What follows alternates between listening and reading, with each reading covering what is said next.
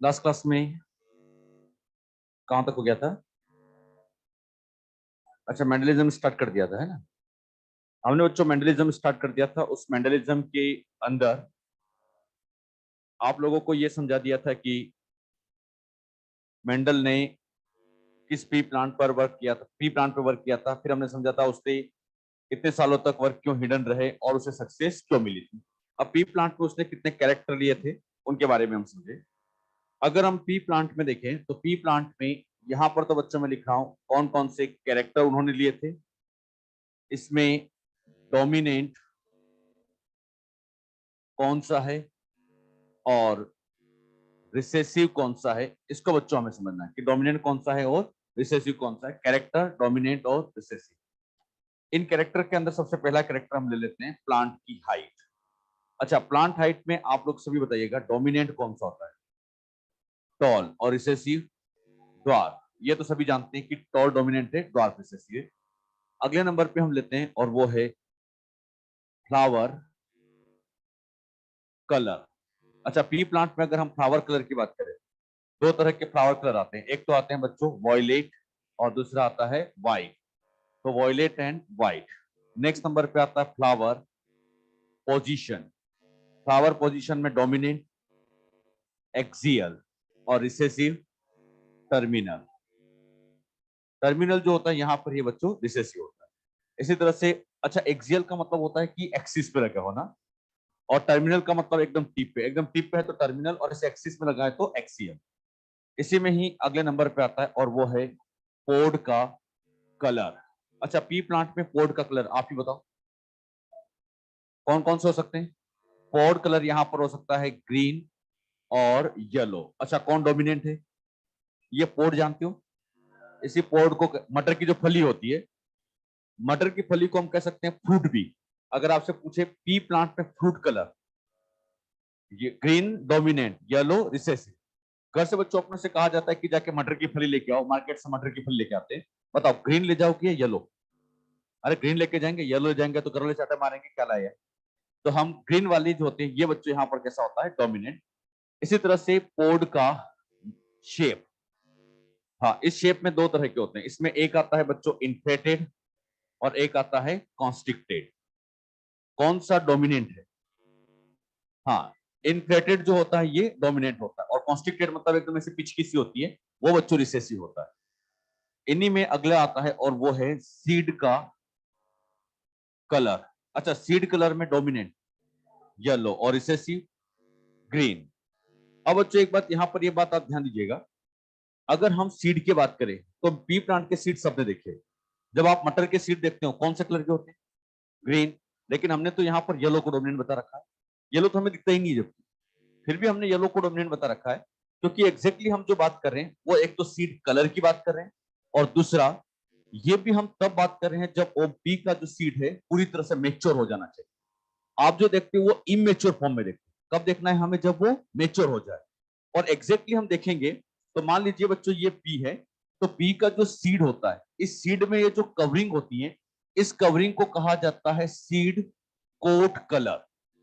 इसको बच्चों हम सीड कोट कलर कहते हैं। मेंडल ने सीड कोट नहीं लिया था। इस सीड कोट के अंदर की तरफ ऐसे बच्चों यहां पर दो कोटिलीडन होते हैं, ये ऐसे कोटिलीडन होते हैं, और ये जो कोटिलीडन का कलर होता है इसी को एग्जैक्टली कहा जाता है सीड कलर, या इसे बच्चों आप कोटिलीडन कलर भी कह सकते हो। कभी बच्चों कोटिलीडन कलर कहे तो वही सीड कलर की बात करें। आप लोगों ने कभी ऐसा किया भी होगा कि मटर का दाना लिया होगा और उसके ऊपर से एक पतली सी कोटिंग को हटाया होगा, तो वो ऊपर से पतली सी कोटिंग हटते हैं, बताओ वो कोटिंग क्या कहलाती है? Seed coat. और उस सीड कोट को हटाने के बाद जो कोटिलीडन मिलते हैं वही क्या कहलाते हैं? Seed colour. अब यहां गलती मत करना, मेंडल ने सीड कोट लिया या सीड लिया? सीड कलर लिया, ना कि सीड कोट लिया। और सीड में भी कब देखना है? जब वो पूरी तरह से मेच्योर हो जाए, तो उस कंडीशन में येलो जो होगा वो डोमिनेंट होगा और ग्रीन रिसेसिव हो जाए। अगले नंबर पे लेते हैं और वो है सीड का शेप। अच्छा, सीड के शेप में दो तरह से हो सकते हैं, बताइए कौन कौन से? हाँ, इसमें एक तो आ जाएगा राउंड और दूसरा आ जाएगा प्रिंकल। बताओ कौन डोमिनेंट है? राउंड। राउंड वाला जो होगा वो डोमिनेंट होगा और रिंकल यहाँ पर रिसेसिव हो जाता है। यहाँ पर मुझे बताइए मेंडल ने कितने ट्रेट स्टडी की? 14। हाँ, गलती नहीं करना है। कैरेक्टर कितने हैं 7, और ये जो कहलाते हैं ये तो है डोमिनेंट ट्रेट और ये रिसेसिव ट्रेट्स। तो अगर आपसे ट्रेट्स की बात करें तो बताओ ट्रेट्स कितने हो गए 7 + 7 14। ये नीट में क्वेश्चन आ चुका है, बच्चों ने इसमें बहुत गलतियां की थी। क्वेश्चन ऐसे आएगा कॉन्ट्रास्टिंग कैरेक्टर कितने 7, कॉन्ट्रास्टिंग ट्रेट कितने 14। अरे बात समझे ना। तो कैरेक्टर कौन सा है ट्रेट कौन सा है, बहुत सोच समझ के आंसर देना। सबसे ज्यादा गलती जो आप लोग करोगे एक तो स्पोर्ड कलर और एक सीड कलर, इन दोनों को तो बिल्कुल अच्छे से याद कर ही लेना है। पोर्ड कलर में डोमिनेंट ग्रीन है रिसेसिव, जबकि सीड कलर में उल्टा है, येलो डोमिनेंट होता है ग्रीन रिसेसिव होता है। अगर मैं आपसे पूछूं येलो डोमिनेंट है या ग्रीन डोमिनेंट, तो ये कैरेक्टर टू कैरेक्टर वेरी करेगा। ऐसा नहीं सोचना कि येलो हमें पसंद है तो येलो को डोमिनेंट बना दे, नहीं, येलो ग्रीन कुछ भी डोमिनेंट हो सकता है, ये कैरेक्टर टू कैरेक्टर वेरी करता है। यहां देखो ग्रीन डोमिनेंट है और यहां पर देखोगे तो येलो डोमिनेंट, तो ग्रीन भी हो सकता है येलो भी हो सकता है, ये कैरेक्टर टू कैरेक्टर वेरी करता है। अच्छा कभी कभी ऐसा क्वेश्चन आता है which of the following trait express only in homozygous condition, express only in homozygous condition, बताओ कौन सा पूछा है। ओनली होमोजाइगस में एक्सप्रेस होना रिसेसिव, होमो हेट्रो दोनों में हो तो डोमिनेंट, ओनली होमोजाइगस का है। इसमें बच्चों सबसे पहला ऑप्शन मैंने दिया टॉलनेस। अब बताइए क्या सही है। हाँ, क्योंकि टॉलनेस तो होमो में भी एक्सप्रेस होता है और हेट्रो में, क्योंकि टॉलनेस तो डोमिनेंट है दोनों में एक्सप्रेस होता है। इसी तरह से बच्चों मैंने अगला लिया और वो यहां पे लिया इन्फ्लेटेड पोड शेप। बोलो सही है गलत, गलत। इसी तरह से मैंने हमें तो होमोजाइगस में एक्सप्रेस कराना है। थर्ड मैंने ले लिया यहां पे लिया ग्रीन पोड कलर, अरे बोलो गलत। और चौथा मैंने लिया यहां पर ग्रीन सीड कलर, क्या ये सही होगा। तो सीड कलर में ग्रीन जो होगा वो ओनली होमोजाइगस में एक्सप्रेस होगा क्योंकि वही रिसेसिव है। तो क्वेश्चन बच्चों से घुमा फिरा के पूछेंगे कि कौन ओनली होमोजाइगस में एक्सप्रेस होता है, कौन होमो हेट्रो दोनों में एक्सप्रेस होता है, तो आप सोच समझ के आंसर दीजिए। अरे बात समझ में। अगर बच्चों हम पी प्लांट की बात करें, पी प्लांट में टोटल क्रोमोसोम कितने हैं 14। पी प्लांट में अगर क्रोमोसोम की बात करूं तो टोटल 14 होते हैं। इन 14 में से आप मुझे बताइए सेक्स क्रोमोसोम कितने होंगे। हाँ, sex chromosome X X X Y कितने होंगे। पी प्लांट में सेक्स क्रोमोसोम नहीं होते। पी प्लांट का जो फ्लावर है बाइसेक्सुअल, इसके अंदर बच्चों ना तो एक्स होता है ना वाई होता है, कोई भी सेक्स क्रोमोसोम प्रेजेंट नहीं होता। पी के अंदर जितने भी क्रोमोसोम है सारे के सारे ऑटोसोम होते हैं, सेक्स क्रोमोसोम होते ही। अच्छा इन 7 कैरेक्टर को याद रखना भी आसान है। इनमें से हाइट तो सबको याद रहती है, तो सबको बताइए तीन चीजें याद करना, एक तो फ्लावर, एक पोड और एक सीड। फ्लावर पोड और सीड। और एक बात यहां पे नोटिस कर रहे होंगे तीनों में कलर तो फिक्स है, क्या फ्लावर का भी कलर है, इसी तरह से पोड का भी कलर है, सीड का भी कलर है। तीनों में क्या चीज कॉमन है, कलर। क्या कलर तो तीनों में ही चल रहा है। अब यहां पर इसमें आ गया शेप, इसमें भी आ गया शेप, लेकिन फ्लावर में शेप नहीं होता। फ्लावर की क्या होती है बच्चों, पोजीशन। तो इसको आप तरीके से याद रखो, कैसे याद करना ध्यान सुनो। हाइट सबको पता है। अब फ्लावर में दो चीजें हो गई, कलर तो फिक्स है, कलर तो फिक्स है, अगला पोजीशन। बताओ पोड में कलर तो फिक्स है, अगला शेप। सीड में भी कलर तो फिक्स है, अगला शेप। याद रहेगा बच्चों। तो तरीके से इसको ध्यान रखोगे तो ये याद रखना भी आसान है, कोई बड़ी बात नहीं। क्लियर। और ये दो तो अच्छे से याद कर लेना है, इनके कलर में गड़बड़ियां करते हैं तो ये कलर वाले अच्छे से याद रखना। क्वेश्चन ऐसे पूछेंगे मेंडल ने जो 7 कैरेक्टर लिए थे उसमें कलर से रिलेटेड कितने थे। कलर से रिलेटेड 3। अरे 3 कलर हो गए ना, कौन कौन सा कलर, फ्लावर पोड और सीड। तो कलर से रिलेटेड कितने ले लिए थे, 3 ले लिए थे। कभी ऐसा क्वेश्चन भी वो घुमा के पूछ सकता है। तो ये जितनी बातें मैंने आपको समझाई ये ध्यान रखिएगा। अच्छा इन कैरेक्टर को कंट्रोल करने के लिए जीन होती है।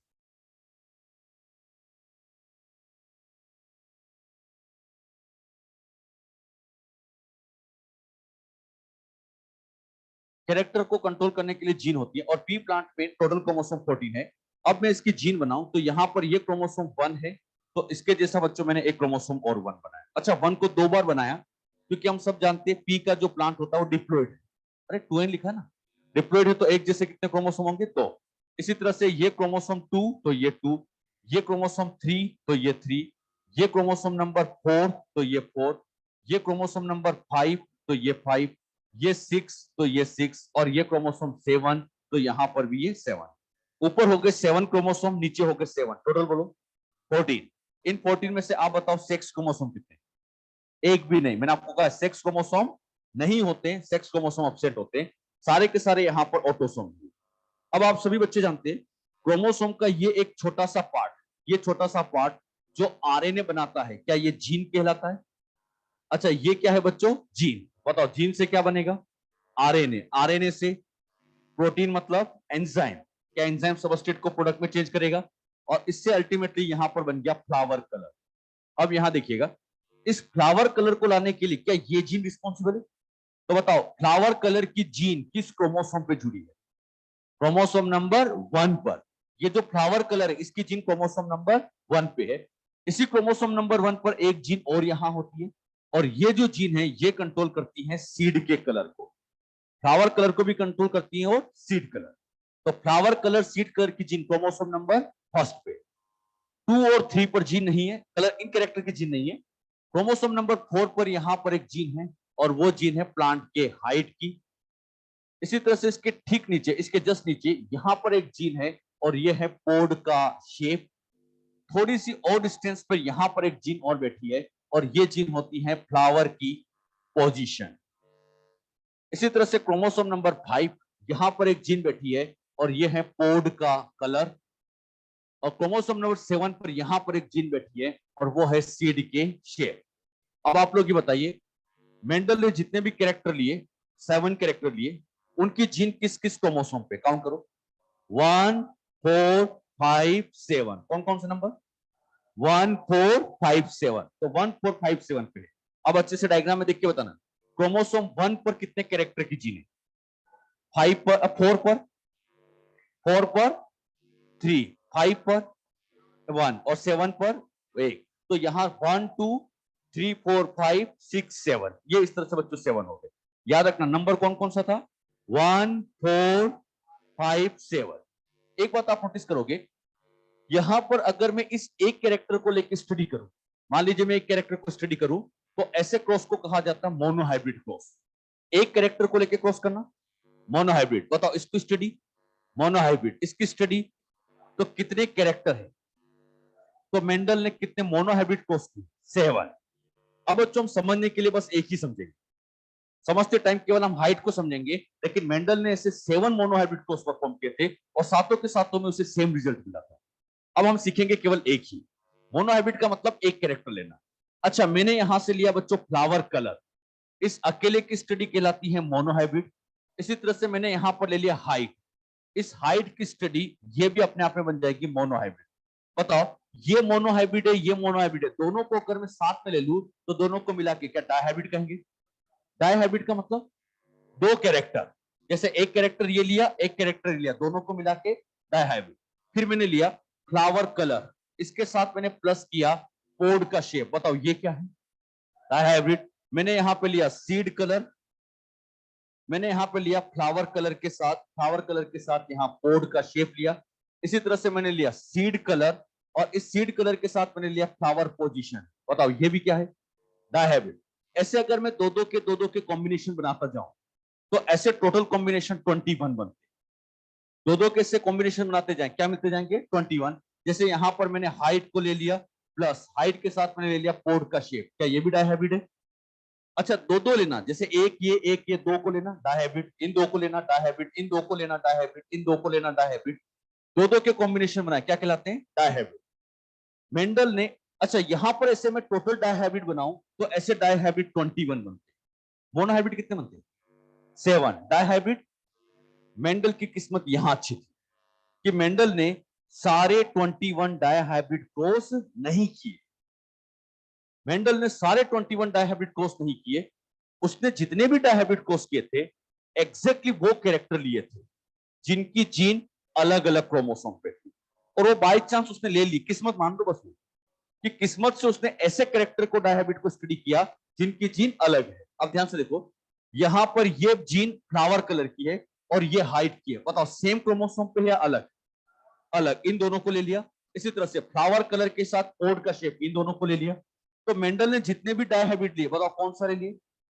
जिनकी जीन अलग अलग क्रोमोसोम पे। अच्छा क्या इनकी जीन अलग अलग पे है? देखो डायग्राम में, बताओ इंडिपेंडेंट असॉर्टमेंट मिलेगा या लिंकेज? दोनों में से क्या मिलेगा? इंडिपेंडेंट असॉर्टमेंट, लास्ट क्लास में हमने सीखा था जीन अलग अलग क्रोमोसोम पे हो तो क्या मिलता है, इंडिपेंडेंट असॉर्टमेंट, और सेम पे हो तो लिंकेज। बताओ क्या यहां इंडिपेंडेंट असॉर्टमेंट मिलेगा? अब फिर बताना, फ्लावर कलर के साथ मैंने पोड का शेप लिया, इंडिपेंडेंट असॉर्टमेंट मिलेगा। अच्छा, मैंने यहां पर सीड कलर के साथ फ्लावर पोजीशन ली, सीड कलर के साथ फ्लावर पोजीशन ली, क्या इंडिपेंडेंट असॉर्टमेंट मिलेगा? मेंडल ने जितने भी डायहैबिट किए थे वो ऐसे कैरेक्टर लिए थे जिनकी जीन अलग अलग क्रोमोसोम पे बैठी, तो उसे इंडिपेंडेंट असॉर्टमेंट हर जगह मिलता था। मतलब उन्होंने इतने ही डायहैबिट कोर्स के सारे नहीं, मेंडल ने कभी भी वो वाला डायहैबिट कोर्स किया ही नहीं जिसकी जीन सेम क्रोमोसोम पे। अब यहां पे ध्यान से देखो, हाइट की जीन और पोर्ट शेप की जीन सेम क्रोमोसोम पे या अलग अलग? अगर इन दोनों को स्टडी करते, किया नहीं था, समझाने के लिए पूछ रहा हूं, अगर मेंडल इन दोनों को स्टडी करता, सोच समझ के आंसर देना, इंडिपेंडेंट असॉर्टमेंट मिलता या नहीं मिलता? क्यों? सेम क्रोमोसोम पे है, तो जैसे मेंडल इन दोनों को स्टडी करता, इंडिपेंडेंट असॉर्टमेंट में फेल हो जाता। मेंडल की किस्मत अच्छी थी कि उसने इन दोनों को स्टडी नहीं किया, क्योंकि जैसे उन दोनों को साइमल्टेनियसली स्टडी करता, वो बच्चों इंडिपेंडेंट असॉर्टमेंट में फेल हो जाता, उसे इंडिपेंडेंट असॉर्टमेंट मिलता ही नहीं। लेकिन एक बात यह भी तो हो सकती थी कि अगर वो इन दोनों को साथ में लेता तो हो सकता है वो लिंकेज की डिस्कवरी कर लेता। अरे चांस है, हो सकता है वो लिंकेज की डिस्कवरी कर लेता, लेकिन ज्यादा चांस है फेल होने की, ज्यादा चांस है कि बच्चों उसको दिक्कत आती है, क्योंकि लिंकेज की डिस्कवरी तो तब होती है जब पहले क्रोमोसोम पता हो, और मेंडल के टाइम पे तो क्रोमोसोम की डिस्कवरी नहीं हुई थी, और जब मेंडल के टाइम पे क्रोमोसोम डिस्कवर नहीं हुए तो वो लिंकेज समझा ही नहीं पाता था। तो क्वेश्चन आता है, ऐसे क्वेश्चन अपने मॉड्यूल में भी है, मेंडल अगर इन दोनों कैरेक्टर को साथ साथ लेता तो क्या होता?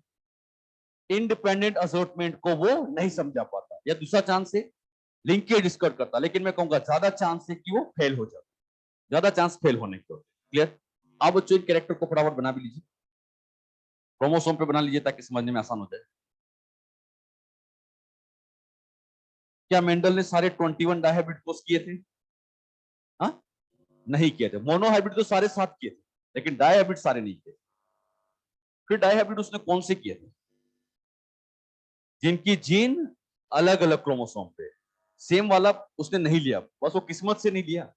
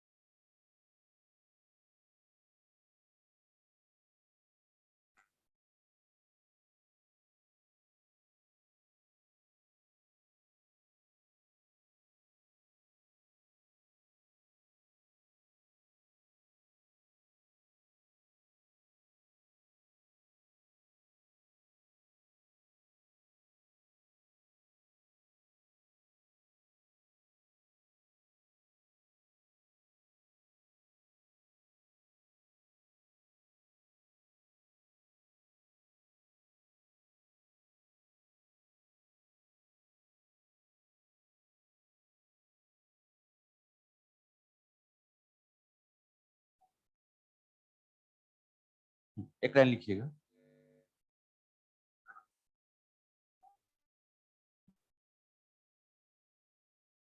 लिखिए, if Mendel studied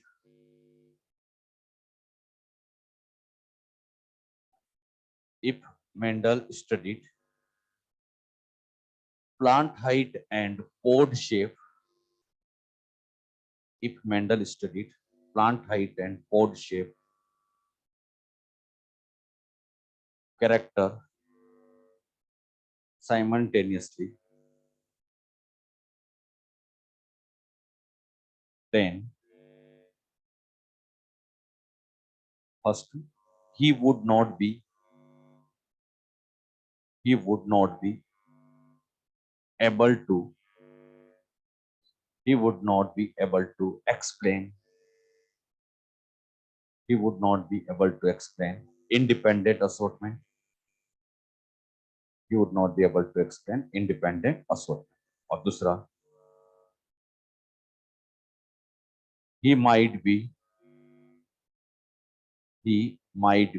discovered linkage, he might be discovered linkage.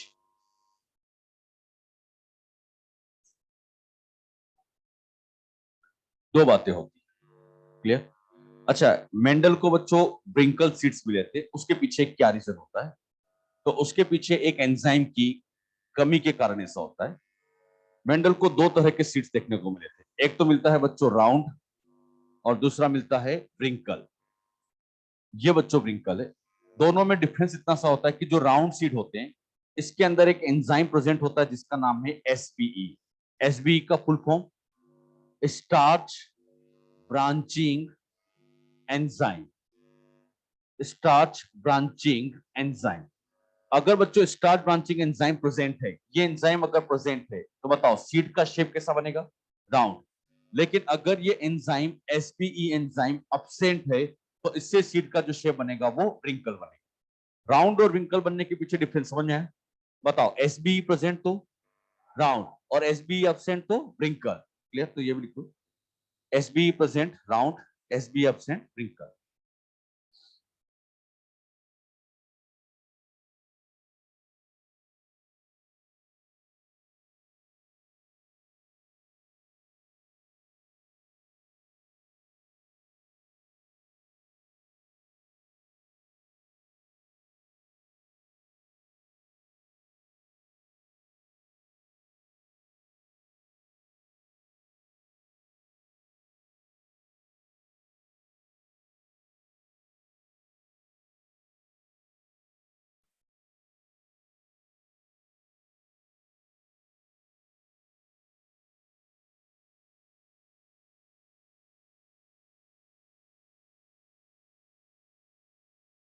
अब आता है बच्चों मेंडल की टेक्निक का पार्ट, मेंडल्स टेक्निक। मेंडल ने कैसे कैसे अपनी टेक्निक लगाई थी? तो मेंडल ने सबसे पहले फॉर्मेशन किया था प्योर लाइन या ट्यूबिडिंग लाइन। जैसे बच्चों प्योर वर्ड आता है तो प्योर वर्ड आते दिमाग में एक क्लियर हो जानी चाहिए, होमोजाइगस से हेटेरोजाइगस। होमोजाइगस। तो मेंडल का सबसे पहला टारगेट था कि कैसे भी करके होमोजाइगस लाइन का फॉर्मेशन किया जाए। अब बात आती है होमोजाइगस लाइन कैसे बनाई जाए, कैसे बच्चों प्योर लाइन का फॉर्मेशन किया जाए, ये हम सीखे। मेंडल ने मान लीजिए ये एक प्लांट लिया, ये प्लांट था टोल। अब इस टोल की उसे प्योर लाइन बनाना है। अच्छा, टोल के जीनोटाइप दो हो सकते हैं, सभी बच्चे जानते हैं, या तो कैपिटल टी या कैपिटल टी स्मॉल टी। बताइए, capital T pure impure? Pure. और ये इम्प्योर। हमें कौन सी लाइन बनानी? प्योर लाइन बनानी है। मतलब हमें ऐसे टोल बनाना है जो कि पूरी तरह से प्योर हो, ये ना हो इम्प्योर ना हो। तो इस प्योर लाइन का फॉर्मेशन करना है। अब बात आती है प्योर लाइन कैसे बनाई जाए। तो मेंडल क्या करता था, सबसे पहले इन सीड्स को लेता था और सॉइल के अंदर जर्मिनेट करता था। जब वो सॉइल के अंदर सीड को जर्मिनेट करता तो उसे देखने को मिलता कि कुछ प्लांट तो ऐसे टॉल बनते हैं और कुछ प्लांट यहाँ पर ड्वार्फ होते हैं, फिर कुछ प्लांट टॉल होते हैं, कुछ ड्वार्फ होते हैं, कुछ टॉल होते हैं, कुछ ड्वार्फ होते हैं, कुछ ड्वार्फ होते हैं, कुछ टॉल होते हैं। इस तरह से प्लांट ग्रो करते हैं। मतलब उसने रेंडमली कुछ सीड्स लिए, ग्रो करा के देखे, कुछ तो उसे टॉल दिखे, कुछ उसे ड्वार्फ दिखे। अब बच्चों उसे लाइन मान लीजिए टोल की बनाना है, तो ध्यान समझना, अगर टोल की लाइन बनाना है तो मेंडल सबसे पहले यहां से जितने भी ड्वार्फ होते थे इन ड्वार्फ को हटा के बाहर फेंक देता था। बताइए, ड्वार्फ को एक एक करके उठाया और सबको बाहर फेंक दिया, केवल और केवल किसको बचाया? टोल। और जितने भी अब टोल बचे थे इन टोल के अंदर वो कराता था सेल्फिंग। अच्छा, इसके अंदर भी सेल्फिंग, इसके अंदर भी, सारे टोल के अंदर बचे हुए जितने भी टोल थे सबके अंदर सेल्फिंग कराता था। अच्छा, सेल्फिंग कराने से इसी के पोलन ग्रेन का, इसके पोलन ग्रेन का इसी ओव्यूल के साथ फर्टिलाइजेशन। अब बच्चों यहां पर सेल्फिंग कराते हैं तो इससे सीड्स बनते हैं, यहां पर भी ऐसे सीड्स बनते हैं, यहां सीड्स बनते हैं। मेंडल इन सारे सीड्स को कलेक्ट करता और इनको फिर से ग्रो कराता। जब मेंडल इन सीड्स को ऐसे ग्रो करा के देखता तो मेंडल ये देखता कि यहां पर कुछ प्लांट टोल, कुछ ड्वार्फ, कुछ टोल, कुछ ड्वार्फ, कुछ टोल, कुछ टोल। लेकिन मेंडल एक बात ये नोटिस करता है कि जैसे जैसे सेल्फिंग कराते जाते अब ड्वार्फ की नंबर कम होती जाती है। बताओ किसकी नंबर बढ़ती जा रही है? टॉल। जैसे जैसे सेल्फिंग कराते जाते हैं टॉल की नंबर बढ़ती जाती है, ड्वार्फ की नंबर कम होती जाती है। फिर बच्चों यहां से इस ड्वार्फ को हटाता और फिर इस टॉल के अंदर सेल्फिंग कराता, और ये सेल्फिंग यहां पर कई बार कराता रहता, एक बार दो बार नहीं, कई बार ये सेल्फिंग कराता गया कराता गया कराता गया कराता गया, तब तक कराता रहा जब तक कि ड्वार्फ आना बिल्कुल बंद ना हो जाए। बहुत सी बार सेल्फिंग कराई और तब तक कराते रहे जब तक कि ड्वार्फ आना बंद ना हो जाए।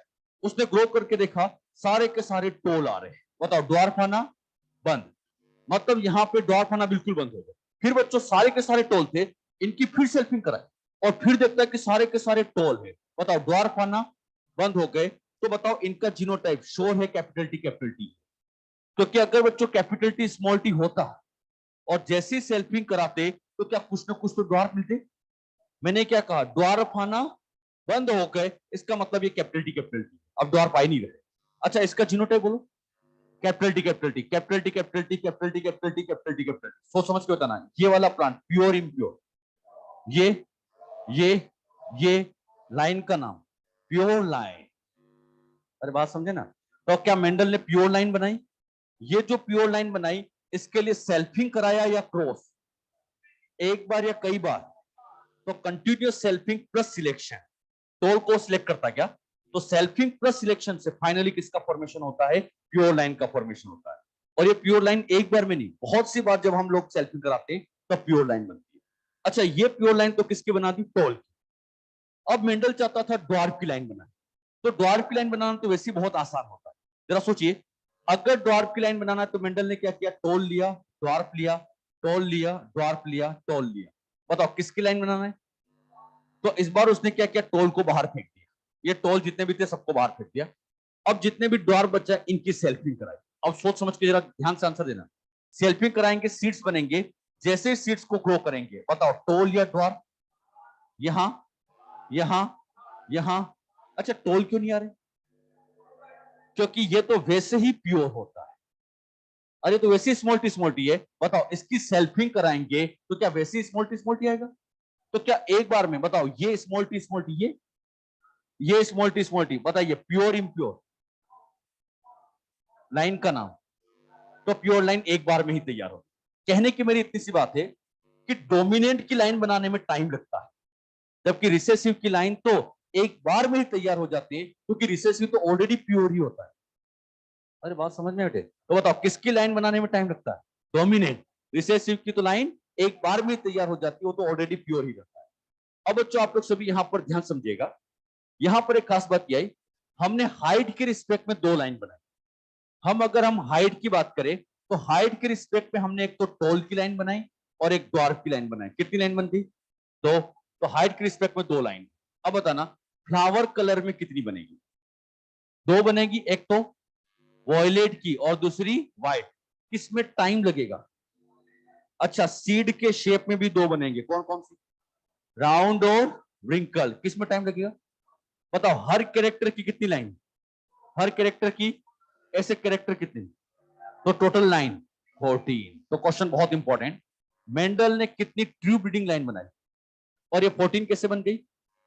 हर कैरेक्टर की दो दो लाइन बनाई गई तो टोटल 14 बन जाती है। अच्छा ट्रू ब्रीडिंग लाइन बनाने के लिए सेल्फिंग किया या क्रॉस? एक बार या कई बार? कई बार, जब तक कि वो प्योर लाइन ना बन जाए। बात समझ में? एक लाइन लिख लीजिएगा इसमें, Mendel formed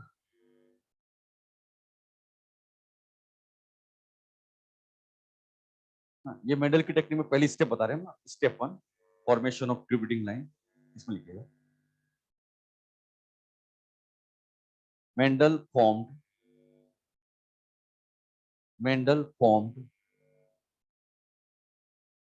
true breeding line by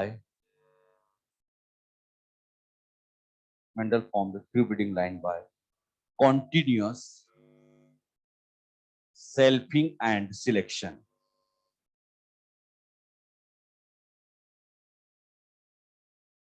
Continuous selfing and selection. Finally, he developed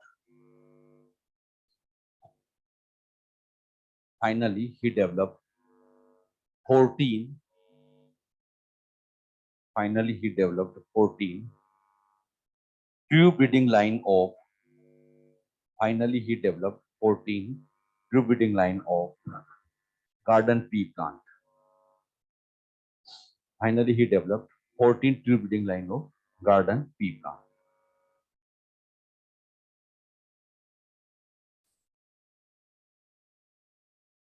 अगला आता है स्टेप 2.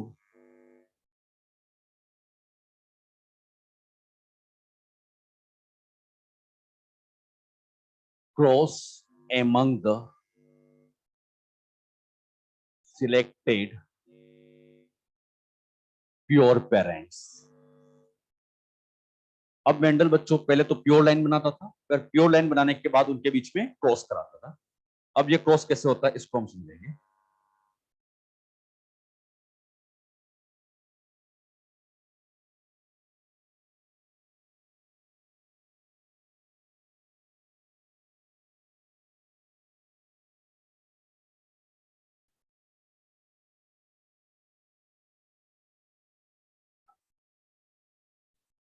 हमें बच्चों इन दोनों प्लांट्स का आपस में क्रॉस कराना है. इसमें से मान लीजिए ये जो प्लांट है ये ले लिया प्योर टॉल और ये ले लिया प्योर ड्वार्फ. दो तरह के प्लांट लिए, एक तो ले लिया प्योर लाइन, एक प्योर टॉल, एक प्योर ड्वार्फ. अब इन दोनों प्लांट के बीच में उन्हें क्रॉस कराना है. पहले ये नोटिस करना दिमाग में, सेल्फिंग नहीं कराना है, सेल्फिंग तो रोकना है. इन दोनों के बीच में क्या कराना है, क्रॉस. मतलब इसके पोलन ग्रेन का इसके ओव्यूल के साथ फर्टिलाइजेशन कराना है, क्रॉस कराना है. दोनों प्लांट में से एक प्लांट को एज अ बच्चों फीमेल की तरह लिया जाता है और एक को एज अ मेल की तरह लेंगे. अब इसमें से कोई भी फीमेल कोई भी मेल हो सकता है. कोई जरूरी नहीं कि टोल वाला ही फीमेल होगा, ये ड्वार्फ वाला भी फीमेल ले सकते हैं, किसी को भी मेल फीमेल हम ले सकते हैं, आंसर सेम ही आता है.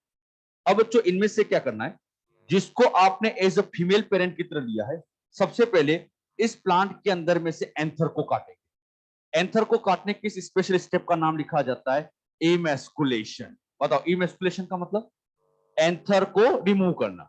अच्छा एंथर को रिमूव कर देंगे तो बताइए इसमें से एंथर काट दिया तो क्या केवल और केवल ओव्यूल बचेगा. ये बच्चों केवल ओव्यूल बचा. क्या काट दिया यहां से, एंथर. एंथर को काट दिया, केवल और केवल ओव्यूल बचा. प्रोसेस का नाम क्या कहलाता है, इमैस्कुलेशन. सभी बच्चे बताना इमैस्कुलेशन का मतलब क्या है. Removal of anther. ऐसा क्यों कर रहे हैं, ताकि इससे सेल्फिंग को रोका जा सके. हमारा पर्पस है सेल्फिंग को रोकना. हमें बच्चों ये सेल्फिंग नहीं होने देना है क्योंकि हमें तो क्रॉस कराना है. तो सेल्फिंग को रोकने के लिए इमैस्कुलेशन से इस एंथर में सेल्फिंग को रोका गया ताकि यहां पर सेल्फ पॉलिनेशन ना हो पाए. अब बच्चों सभी बताना इमैस्कुलेशन की प्रोसेस मेल पेरेंट पे कराते हैं फीमेल. हाँ इमैस्कुलेशन की जो प्रोसेस होती है केवल और केवल फीमेल पेरेंट में होती है, मेल में नहीं होती. अब बच्चों यहां पर जो प्लांट एज अ मेल की तरह यूज किया, इसके पोलन ग्रेन को इकट्ठा करते हैं और इसके पोलन ग्रेन को इकट्ठा करने के बाद इसके ओव्यूल के ऊपर स्प्रे करा देते हैं. अच्छा यहां पर इसके स्टिग्मा के ऊपर इस तरह से यहां पर स्प्रे करा दिया. इस प्रोसेस को नाम दिया जाता है डस्टिंग. यहां बच्चों इसकी क्या करा दी, डस्टिंग. मतलब इसके पोलन ग्रेन को इकट्ठा किया, ब्रश से इकट्ठा कर सकते हैं, ब्रश से इकट्ठा करने के बाद इसके ऊपर डस्ट करा देते हैं. अच्छा साथ ही साथ यहां पर एक प्रॉब्लम ये होती है कि हवा में दूसरे पोलन ग्रेन भी हो रहे हैं. अरे हवा में तो कई सारे पोलन ग्रेन घूमते हैं, तो ये दूसरे पोलन ग्रेन भी इसको फर्टिलाइज कर देते हैं. तो इनसे बचाने के लिए यहां पर इसको ऐसे बेग से कवर करा देते हैं और बेग से कवर करने की इस स्पेशल स्टेप का नाम दिया जाता है बेगिंग. बेगिंग का मतलब बेग से कवर करना. इसके लिए बच्चों छोटे छोटे पेपर के बेग आते हैं, उन पेपर के बेग से इसको कवर कर दिया जाता है और कवर करने की स्टेप का नाम बेगिंग. सबसे पहले बताओ क्या इमैस्कुलेशन किया, एक एक चीज क्लियर होनी चाहिए. इमैस्कुलेशन क्यों किया, सेल्फिंग को रोकने के लिए. क्या बेगिंग कर दी, ताकि यहां पर cross pollination, undesirable cross pollination ना हो पाए. मतलब यही पोलन ग्रेन इसको फर्टिलाइज कर. क्योंकि अगर बच्चों इसके पोलन ग्रेन ने इसको फर्टिलाइज कर दिया तो अपना एक्सपेरिमेंट खराब हो जाएगा. तो इसीलिए वो उसको बेग से कवर कर देता था, इसको बेगिंग कहते थे. फिर मेंडल क्या करता था, इसके ऊपर एक टैग लगा देता था. ऐसे टैग लगाने के प्रोसेस को टैगिंग कहा जाता है, जिसके ऊपर ये लिख दिया जाता था कि किन किन प्लांट का क्रॉस किया गया, किस डेट को किया गया. सारी इंफॉर्मेशन यहां पर इसके ऊपर लिख दी जाती है, वो टैगिंग कहलाती है. अब बच्चों होता क्या है, यहां पर इसके पोलन ग्रेन जाके इसके ओव्यूल को फर्टिलाइज करते हैं. अच्छा जैसे फर्टिलाइजेशन होगा, फर्टिलाइजेशन होते क्या अल्टीमेटली यहां पर सीड बनने लगेंगे.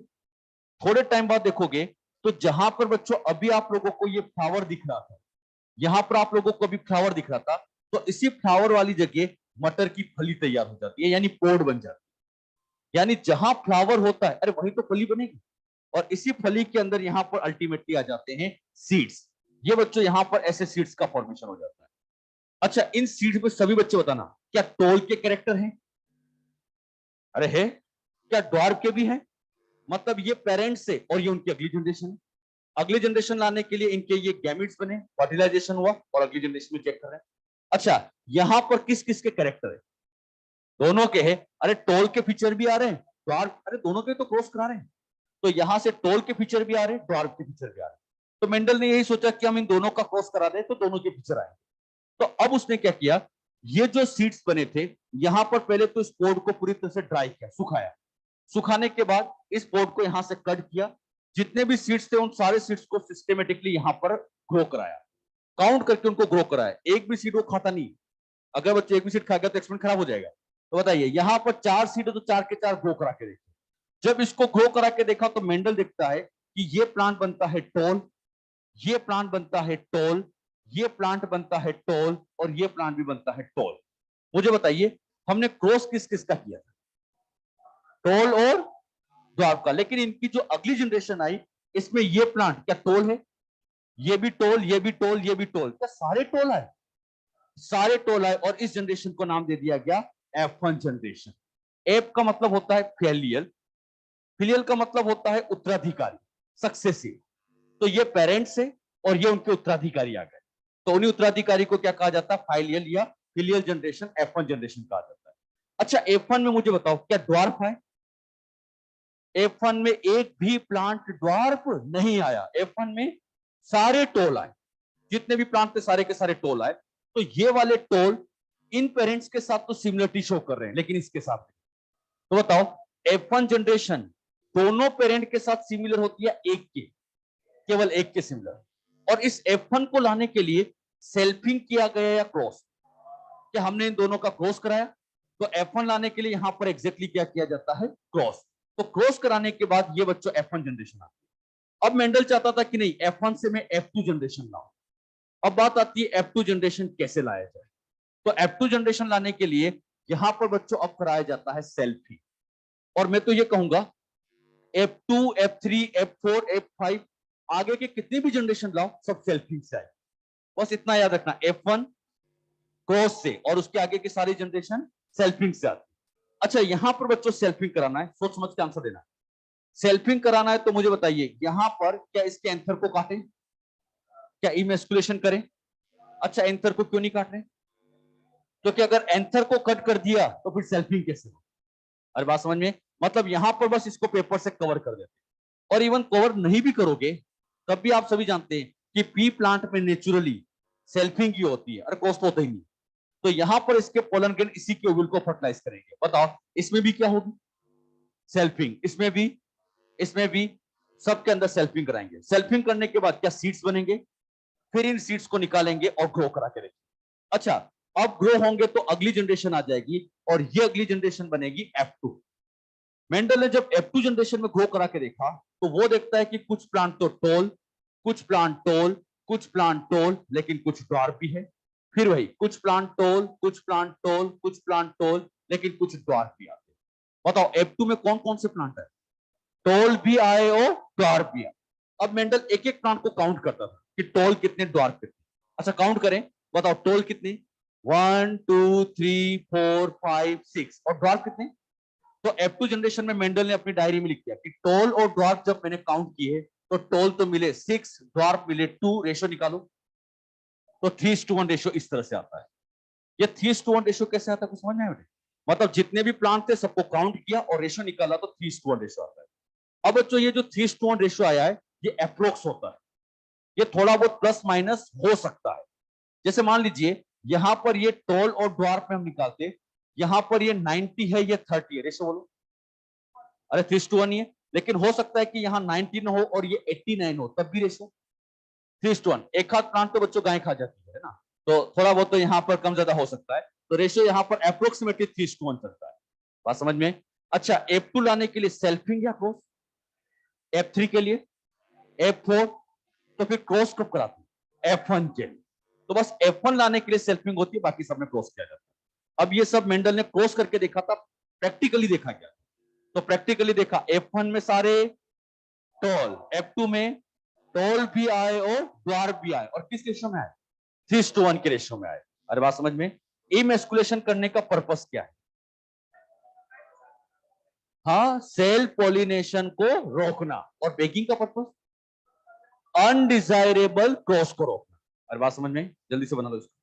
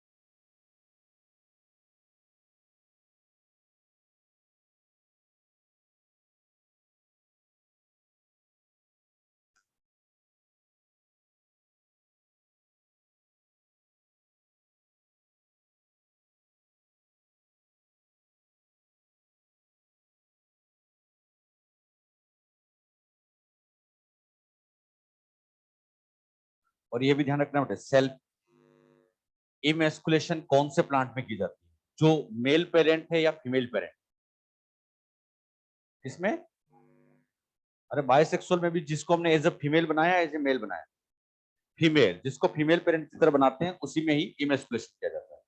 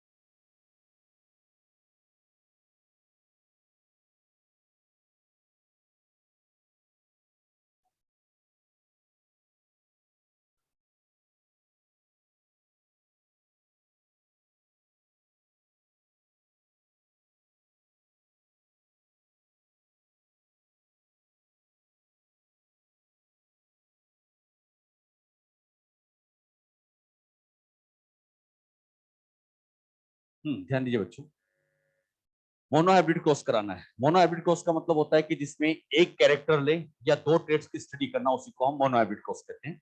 मोनोहाइब्रिड क्रॉस में हम प्योर टॉल का प्योर डार्क के साथ क्रॉस कराते हैं। आप लोग सभी बच्चे बताइए, प्योर टॉल जीनोटाइप बोलो, ये तो आना चाहिए सबको, कैपिटल टी डार्क के लिए बोलो स्मॉल टी। क्या इन दोनों का क्रॉस करा सकते हैं? सबसे पहले बताओ, इधर से हम बनाएंगे गैमिट्स, कौन सा गैमिट बनेगा? कैपिटल टी, इधर से स्मॉल टी। ये टी और स्मॉल टी आपस में क्या कहलाते हैं? गैमिट। ये बच्चों गैमिट्स कहलाते हैं। जब गैमिट्स बन गए तो इन गैमिट्स का फर्टिलाइजेशन करेंगे, इधर से आएगा कैपिटल टी, इधर से आएगा स्मॉल टी, तो एक टी आ गया, एक स्मॉल टी आ गया। एक बात मुझे बताइए, दोनों गैमिट क्या एक ही पेरेंट्स से आते हैं? नहीं, एक तो आता है मेल से तो एक फीमेल से, अलग अलग पेरेंट्स से के गैमिट्स यहाँ पहुंचा। अब बच्चों यहाँ पर अभी हमने सब थोड़ी देर पहले पढ़ा था, F1 में सारे के सारे प्लांट क्या टोल आए थे? हमने अभी सीखा था प्योर टोल का प्योर डॉट से क्रॉस कराया, F1 में क्या बने थे? All toll. अब यहाँ पर एक खास बात हमें समझनी है, इधर से आया कैपिटल टी, इधर से आया स्मॉल टी। कैपिटल टी तो चाहता है टोल लाना और स्मॉल टी चाहता है ड्वार्फ लाना। ये टोल लाना चाहता है, ये ड्वार्फ लाना चाहता है, लेकिन प्लांट क्या फिर भी टोल ही बने? इसका मतलब कहीं ना कहीं इसी ने अपने आप को शो किया।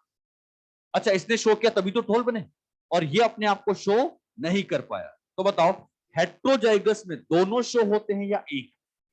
एक, और जो शो हो गया वो कहलाता है डोमिनेंट, और जो शो नहीं हुआ वो रिसेसिव। तो मेंडल ने यहां पर यही बताया था कि हम टोल और ड्वार्फ का क्रॉस कराते हैं, दोनों के कैरेक्टर आते हैं, लेकिन F1 में बनता टोल ही है, ये डोमिनेंसी की वजह से होता है। अभी हमने देखा था F1 में क्या सारे प्लांट टोल आए थे? आया तो स्मॉल टी भी था, लेकिन फिर भी सारे टोल आए थे, क्योंकि तो यहाँ डोमिनेंसी काम करती है, तो डोमिनेंसी की वजह से सारे टोल आए। अच्छा, F1 से अब F2 जनरेशन लाना है, बहुत आसान है। बताओ इसका क्या करना है? सेल्फिंग। और जैसे मैंने कहा सेल्फिंग मतलब सेम जीनोटाइप के बीच में क्रॉस। टी स्मॉल टी का क्रॉस टी स्मॉल टी से, क्या ये क्रॉस करा सकते हैं? यहां जब क्रॉस कराओगे दोनों तरफ हेट्रोजाइगस है। बताओ इधर से गैमिट बनाओ, कैपिटल टी स्मॉल टी, अरे अलग अलग लिख दो, सीधी सी बात है। बताओ इसके गैमिट बनाओ, कैपिटल टी स्मॉल टी, अलग अलग लिख दो। अब इनको आपस में अरेंज करोगे तो ऐसे यहां पर हम एक चेकर बोर्ड बना सकते हैं। इस चेकर बोर्ड में बताओ क्या क्या बनेगा? Capital T capital T, capital T small T, अगला capital T small T small T small T.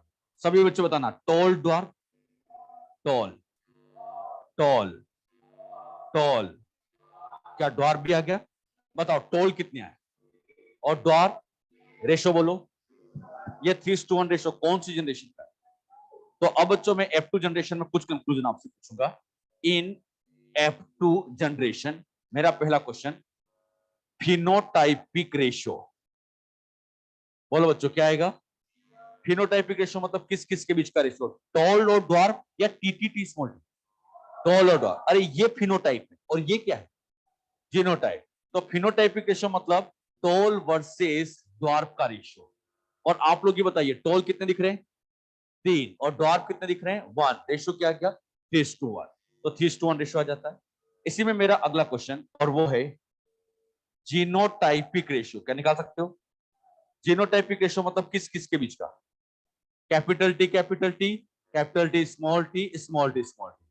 सभी बच्चे बताइए कैपिटल टी कितना, टी स्मॉल टी, ये रेशियो बोलो 1:1। ये रेशियो तो सबको याद रखना ही रखना है, और ये सबको याद रहते हैं, कोई बड़ा भारी भरकम बात नहीं। फिनोटाइपिक रेशियो क्या आता है? 3:1, और जीनोटाइपिक रेशियो 1:2:1। इसी में बच्चों अब मेरा थर्ड क्वेश्चन, और ये थर्ड क्वेश्चन आता है टाइप्स ऑफ फिनोटाइप। फिनोटाइप कितने टाइप के बने हैं? क्या दो तरह के बने? एक टोल बना, एक द्वार बना। ये तो दो बड़े इसलिए आप बता रहे हो, लेकिन आगे की जो प्रोसेस हम पढ़ेंगे तो आप बच्चों ऐसे फॉर्मूला भी यूज कर सकते हो 2 की पावर n से। अच्छा, n वही हेट्रोजाइगस है।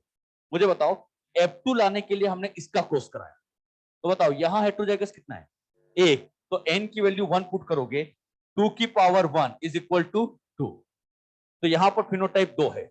अगला क्वेश्चन, टाइप्स ऑफ जीनोटाइप बोलो बच्चों। जीनोटाइप कितना है काउंट करो, 1 2 3, अरे 3 ही तो है। इसको आप ऐसे भी लिख सकते हो 3 की पावर n, तो 3 की पावर 1 इज इक्वल टू यहां आ जाएगा 3। तो ये बच्चों इनका टाइप्स ऑफ जीनोटाइप है। इसी में ही अगला क्वेश्चन, और वो आता है जाइगोटिक कॉम्बिनेशन, बोलो जाइगोटिक कॉम्बिनेशन। जाइगोटिक किसको कहते हैं? Checker board. ये चेकर बोर्ड कितने का बना है? 4। तो 4 का चेकर बोर्ड है तो फॉर्मूला बनेगा 4 की पावर n और 4 की पावर 1 इज इक्वल टू 4। हमारे पास 3 तरह के फॉर्मूले, बताओ फिनोटाइप के लिए 2 की पावर है, जीनोटाइप के लिए और जाइगोटिक कॉम्बिनेशन के लिए 4 की पावर n। तो इस तरह से हम 3 तरह के फॉर्मूले यहां पे यूज करते हैं। अच्छा, इसी में ही अगला क्वेश्चन मेरा, और वो है प्योर प्लांट कितने हैं ये बताइए। हाँ, प्योर किसको कहते हैं? होमोजाइगस। क्या ये प्योर है? ये भी कहेगा आई एम ऑल्सो प्योर। बताओ प्योर कितने हो गए? 2। 2 कितने में से? 4 में से। इसी में ही अगला क्वेश्चन, और वो मैंने कहा इम्प्योर टोल कितने? सोचो सोचो, इम्प्योर टोल। अच्छा, ये टोल, ये टोल, टोटल टोल 3 है, लेकिन ये तो प्योर है। बताओ ये कैसा है? और ये इम्प्योर। तो इम्प्योर टोल यहां पर टोटल 2 है, कितने में से? 4 में से। इसी में ही अगला क्वेश्चन, और मैंने कहा प्योर टोल कितने? 1 आउट ऑफ 4। अरे ये प्योर टोल तो एक ही है, तो ऐसे घुमा फिरा के यहां से क्वेश्चन बनाया जा सकता है। अच्छा, इतना समझाने के बाद एग्जाम में क्वेश्चन क्या बनता है? क्वेश्चन बनेगा F1 जनरेशन का फिनोटाइपिक रेशियो क्या 3:1? ये 3:1 तो किसका है? F2 का है। मैंने क्या पूछा है? F1। F1 का बोलो 1। 1:1 भी नहीं, 1, क्योंकि F1 में अगर आप फिनोटाइप देखोगे तो केवल टोन। अरे 1 ही लिखेंगे, 1:1 भी नहीं लिखना है, 1। अरे कुछ समझ में है? अब एग्जाम में जब आए गलती बहुत होती है, बच्चे इसमें ये नहीं समझ पाते कि F1 में कहा या F2 में कहा। आप क्या पूछते? प्योर टोल तो यही है ना बेटा। इम्प्योर टोल एक ये है, एक ये है, हेट्रोजाइगस। 2 out of 4। अरे तो टोटल चेकर बोर्ड तो 4 का है ना इस तरह से। अरे टोल नहीं है तो क्या हुआ, टोटल चेकर बोर्ड तो 4 का है। हाँ, इसमें बच्चों में आपसे पूछूंगा F2 जनरेशन में, सभी बच्चे बताना, F2 जनरेशन में फिनोटाइपिक रेशियो 3:1। फिर क्वेश्चन को ढंग से सुनना, F1 का जीनोटाइपिक रेशियो। हाँ, तो फिर ये 1:1 किसका है? F2 का है। बस ये क्वेश्चन पढ़ते टाइम ध्यान देना है, F1 में पूछा है या F2 में पूछा है। सबको क्या ये 3:1 1:1 याद रहता है? ये रटा रहता है। और सभी बच्चों वही क्वेश्चन तो पढ़ते नहीं है, जैसे फिनोटाइपिक रेशियो आ गया मजा 3:1। तो हमें सोच समझ के आंसर देना है, F1 कहा है या F2 कहा है। अब एक स्टेटमेंट और बोलता हूं, F1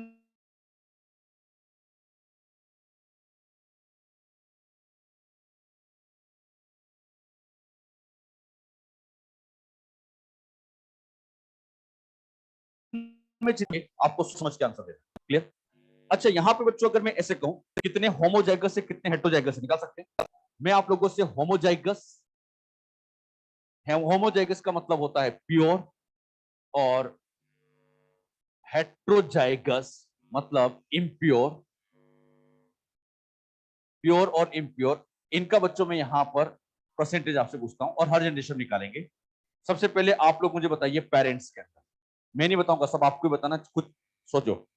बताओ होमोजाइगस कितनी? ये वाला होमो, हेट्रो, होमो, और ये भी। बताओ हेट्रो कितने? 0। तो मैं कह सकता हूं पेरेंट्स में 100% होमोजाइगस से और 0% हेट्रोजाइगस से। ये तो बच्चों पेरेंट्स में हो गए।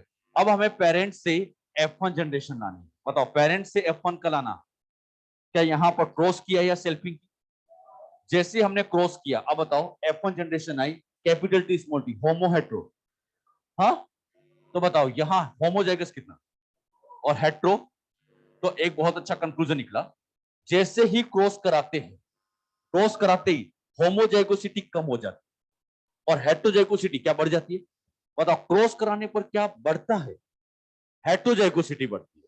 अब बच्चों हमें F1 से F2 जनरेशन लानी है, निकाल सकते हैं। अगर हमें F1 से F2 लाना है, प्रोसेस का नाम सेल्फिंग या क्रॉस? हाँ, सेल्फिंग। F2 लाना है तो सेल्फिंग कराएंगे। जब सेल्फिंग कराएंगे तो अब यहां पे सोच समझ के बताना, होमोजाइगस कितना परसेंट? होमोजाइगस 2 है और 2 हेट्रो है। अरे दोनों दो दो है, तो क्या ये 50% है और ये भी 50% है? तो कंक्लूजन क्या निकला? जैसे सेल्फिंग कराते हैं होमोजाइगोसिटी बढ़ती है और हेट्रोजाइगोसिटी आप देखो कम हो गई, 100 से 50 होगी, कम हो गई। अच्छा, F2 में मजा नहीं आता है, हम बच्चों F3 में चलते हैं। F3 में निकालना है, बताओ प्रोसेस का नाम। यहां पर भी करानी पड़ेगी सेल्फिंग। जैसे ही सेल्फिंग कराएंगे, बताओ ये कितना, ये 100 से हुआ 50, 50, तो इसका भी हाफ कर दो, 25। अच्छा, ये जितना कम हुआ उतना ये बढ़ेगा, बताओ कितना, 75, 75%। अच्छा, F3 में मजा नहीं आया, F4 में चलते हैं। F3 से F4 में लाना है, बताओ क्या करें, सेल्फिंग। यहां पर हर बार आप सेल्फिंग कराते जाएंगे। अब बताओ ये कितना, इसका भी हाफ कर दो, 12.5, हाफ करते जा रहे, 100, 50, 25, 12.5, बताओ ये कितना, 87.5। अच्छा, हमें F4 में भी मजा नहीं है, F5 पे निकालना है, बोलो ये 6.25। तो क्या ये बढ़ता जा रहा है। एक बात हमने नोटिस की, जैसे जैसे सेल्फिंग कराते जा रहे, जैसे सेल्फिंग कराते जा रहे, इनकी नंबर बढ़ती जा रही, तो हम कंक्लूजन लिख सकते हैं, ऑन सेल्फिंग होमोजाइगोसिटी, होमोजाइगोसिटी क्या इंक्रीज हो जाती है, जबकि हेट्रोजाइगोसिटी डिक्रीज होने लग जाती है। तो ऑन सेल्फिंग, सेल्फिंग कराने पर होमोजाइगोसिटी बढ़ती जाएगी, जबकि हेट्रोजाइगोसिटी डाउन होती जाएगी।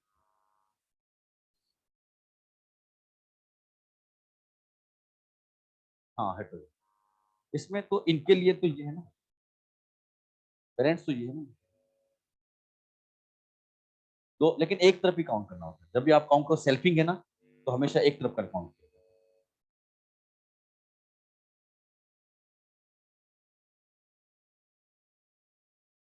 हाँ, रेशो भी वन ही है, वन ही है, बस एक ही तो है।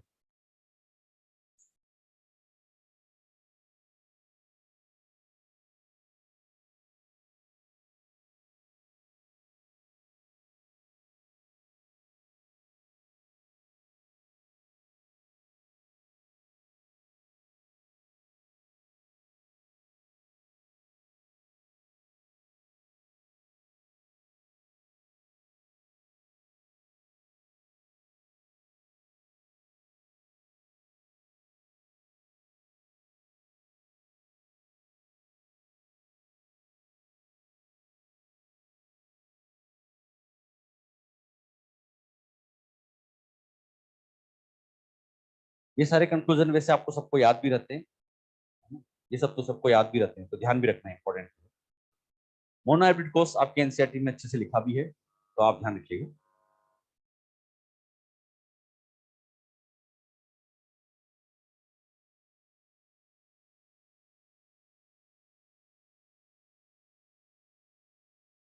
हमने ये सीखा था कि मेंडल क्या मैथमेटिक्स बहुत लगाता था। मान लीजिए बच्चों, इस टी स्मॉल टी का क्रॉस हमने टी स्मॉल टी से किया, तो अब मेंडल इसको कैसे सोल्व करता था, जरा मेंडल की बात और सुनिए। मेंडल क्या लिखता था, टी प्लस स्मॉल टी, तो प्लांट में टी भी है प्लस स्मॉल टी भी है, तो T plus small T cross with T plus small T से लिखता था। अब बताइए, इधर भी टी प्लस स्मॉल टी, इधर भी टी प्लस स्मॉल टी, क्या टी प्लस स्मॉल टी का होल स्क्वायर है। अरे ये तो हो गया, तो मेंडल इसको ऐसे लिख दिया करता था। अच्छा, इस होल स्क्वायर मतलब ए प्लस बी का होल स्क्वायर सोल्व कर सकते हो, तो बस वो मैथमेटिक्स लगा देता था। बताओ, ए प्लस बी का होल स्क्वायर मतलब टी का स्क्वायर, तो टी दो बार प्लस स्मॉल टी दो बार plus two capital T small T. अरे यही तो आता था। बताओ, इसके आगे कुछ नहीं है, मतलब वन, ये टू, ये वन, रेशो आ गया 1:2। मेंडल बच्चों ऐसी मैथमेटिक्स लगाता था, और यही मैथमेटिक्स उस टाइम के लोगों को समझ में नहीं आ रही थी कि कैसे वो मैथमेटिक्स से चीजों को समझा रहा है, लेकिन मेंडल मैथमेटिक्स कुछ इस तरह से लगाएगा। समझ गए। अच्छा, अब बच्चों मेंडल ने मोनोहाइब्रिड कोर्स तो कर दिया, इसके क्या क्या कंक्लूजन निकाले, उन कंक्लूजन को हम अगली क्लास में लेंगे कि मोनोहाइब्रिड कोर्स की क्या कंक्लूजन। आज के लिए इतना ही।